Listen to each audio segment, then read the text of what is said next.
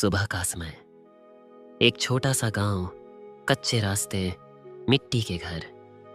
एक टूटी झोपड़ी में 12 साल का अमन अपनी माँ सरला के साथ रहता है। माँ लोगों के घरों में झाड़ू पोछा करती है। अमन सरकारी स्कूल में पढ़ता है। माँ प्यार से कहती है, बेटा पढ़ ले, गरीबी हमारी मजबूरी है, किस्मत नहीं। अमन मुस्कुराता है और स्कूल चला जाता है। क्लासरूम में टीचर प्रोजेक्ट की बात करते हैं। कल सब बच्चे प्रोजेक्ट लेकर आएंगे। अमन चुप हो जाता है। कुछ अमीर बच्चे हंसते हैं। अरे अमन, तेरे पास तो जूते भी फटे हैं, प्रोजेक्ट कहाँ से लाएगा? पूरा क्लास हंस पड़ता है। अमन की आंखें भर आती हैं, लेकिन वो कुछ नहीं कहता। रात में घर में सिर्फ एक दिया जल रहा है। अमन धीरे से बोलता है, माँ कल प्रोजेक्ट जमा करना है। माँ जेब देखती है, सिर्फ 20 रुपए। माँ मुस्कुराकर कहती है, चिंता मत कर बेटा, कुछ न कुछ हो जाएगा।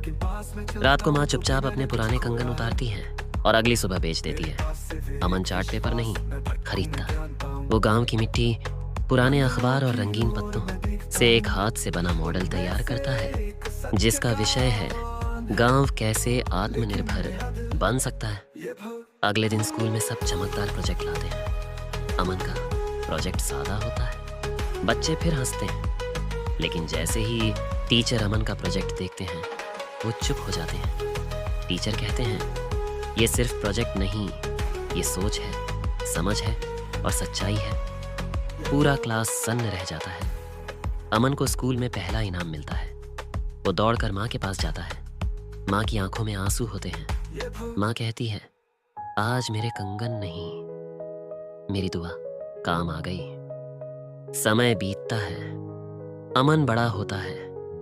दिन में पढ़ाई, रात में अखबार बांटना। कई बार भूखा सोता है, लेकिन हार नहीं मानता। अमन का चयन एक राष्ट्रीय प्रतियोगिता में होता है। लोग फिर कहते हैं, गरीब का बेटा क्या कर लेगा?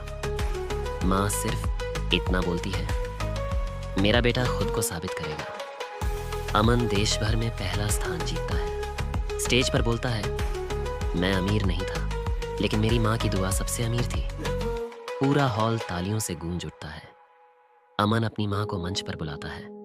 माँ रोते हुए कहती हैं, मैंने तुम्हें कुछ नहीं दिया बेटा।